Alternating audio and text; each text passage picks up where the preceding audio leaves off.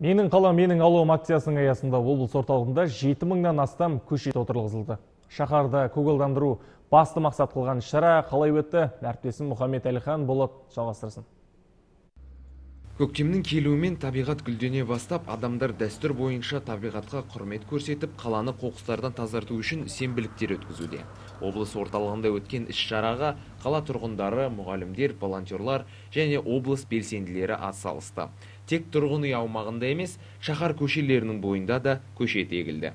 Біздің барлығын тазалап, талдарды егіп жатырмыз. Сіздерден де қаламызды таза сақтауға шақырамын.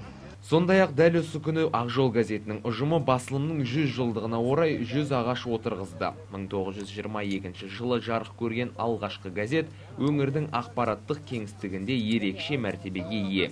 Осылайша Жеңіс саябағы жаңа көшеттермен толықты.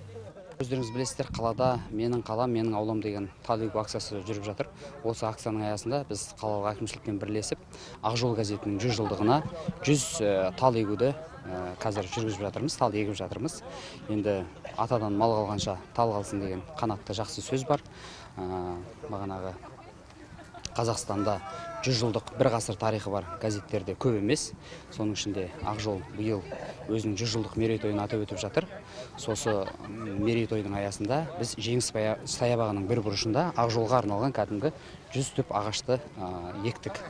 Сонымен қатар ағаштар, бұталар мен гүлдер отырғызу белсенді жүргізілуде. Қаланы көгалдандыру жұмыстары алдағы уақытта да жалғасын таппақ.